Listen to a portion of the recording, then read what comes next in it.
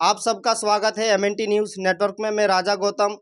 हमें आज चौथा दिन हरियाणा चुनाव यात्रा पर हो चुका है और हम फील्ड में लगातार आपको रिपोर्टिंग दिखा रहे हैं। हरियाणा में विधानसभा जिस तरीके से चल रहा है, 5 तारीख को वोटिंग होनी है, 5 अक्टूबर को।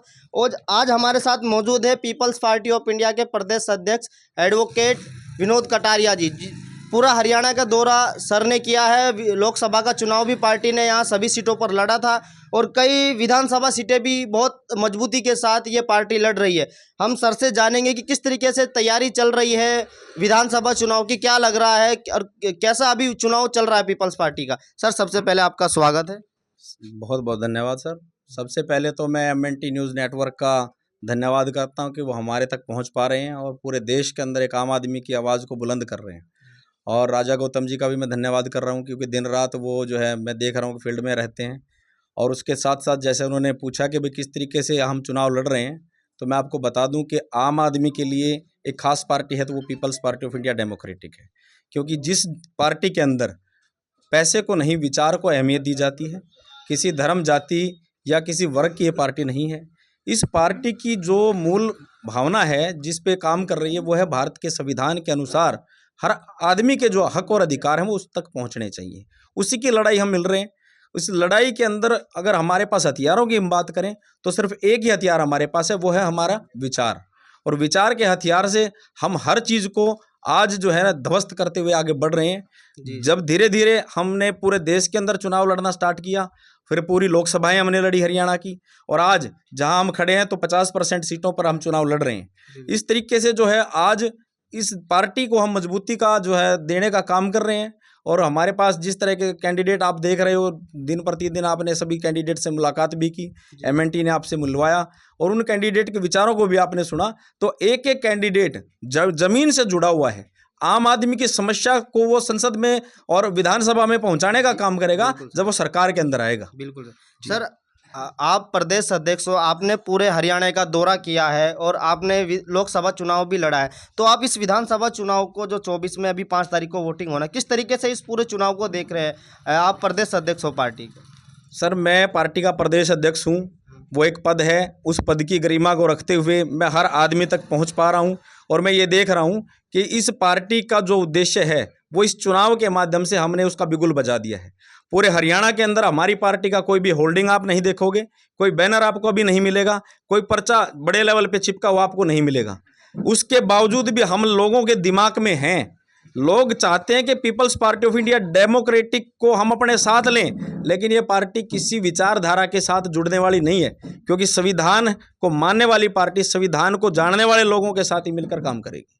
और इस तरीके से जब ये काम कर रही है तो बहुत सी पार्टी हमारे पास आई कि वो हमारे साथ गठबंधन करें, लेकिन हमने उनको अवसर दिया कि आप अगर संविधान को मानने वाले हैं तो संविधान के अनुरूप काम करें, और जिस तरीके से संविधान में व्यवस्था है सत्ता में जाने के लिए, उसके लिए आप आइए, आपका स्वागत है। जी, आपने सर गठबंधन की बात की, कई पार्टियों ने आपस में गठबंधन करके चुनाव लड़ रही है, तो आपने फिर क्यों नहीं किया जो पार्टी गठबंधन करना चाहती थी आपकी पार्टी के साथ? गठबंधन का मतलब जहां तक मैं समझता हूं कि हम जब लोगों के बीच में जाते हैं तो विचार की बात करते हैं, उनके हक और अधिकार की बात करते हैं और संविधान की विचारधारा की बात करते हैं।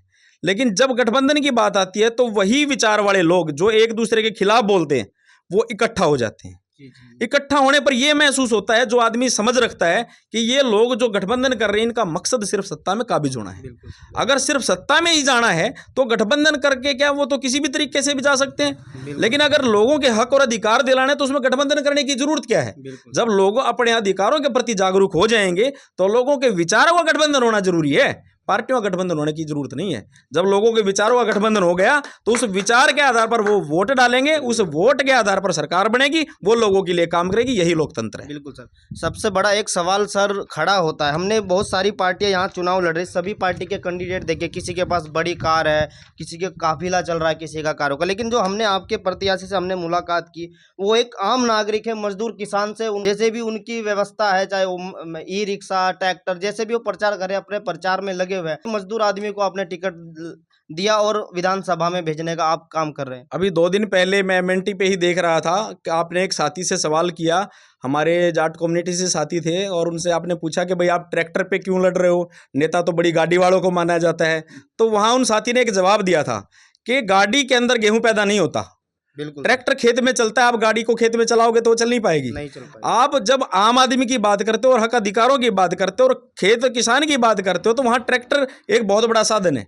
और गरीब आदमी की जहाँ हमने बात की, एक आम आदमी की बात की, चुनाव में क्यों उतारा, तो उसका कारण है कि जो एक समस्या आम आदमी को है उस समस्या का आभास उस आम आदमी को है, अमीर आदमी को नहीं है।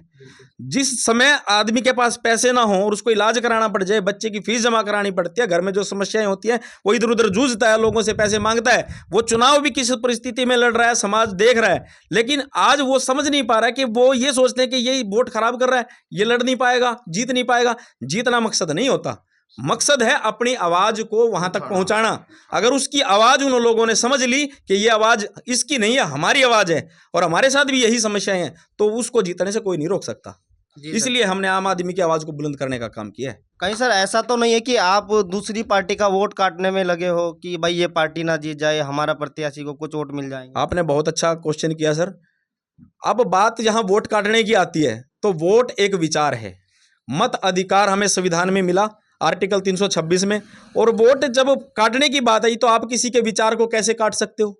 किसी का विचार जब आपके सामने आता है, आप उस विचार को सही मानते गलत मानते वो आपका निर्णय है, लेकिन संविधान के अनुसार अगर वो विचार सही है और देश संविधान से चलता है तो वो विचार मैं सही मानूंगा जो संविधान के अनुसार काम करता है। जी जी।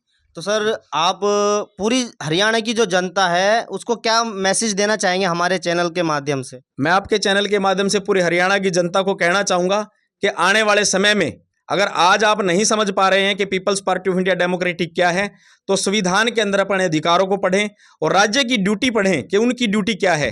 अगर राज्य अपनी ड्यूटी सही नहीं कर रहा, आपके अधिकारों के अनुरूप वो काम नहीं कर रहा, तो आप अपने अधिकारों को वोट दें, तो आप खुद को पाएंगे कि हम People's Party of India Democratic को वोट डालेंगे। धन्यवाद सर, आपसे बात कर बहुत अच्छा लगा। अभी हमारे साथ बातचीत कर रहे थे विनोद कटारिया जी, जो पीपल्स पार्टी ऑफ इंडिया के प्रदेश अध्यक्ष है। पूरे हरियाणा का दौरा किया है, सबने लोकसभा चुनाव भी लड़ा है और कई सीटें मजबूती के साथ ये पार्टी लड़ रही है। MNT न्यूज़ नेटवर्क को सब्सक्राइब करें, लाइक और फॉलो करना ना भूलें। साथ ही बेल आइकॉन दबाकर जन जागृति की मुहिम में जुड़े रहें।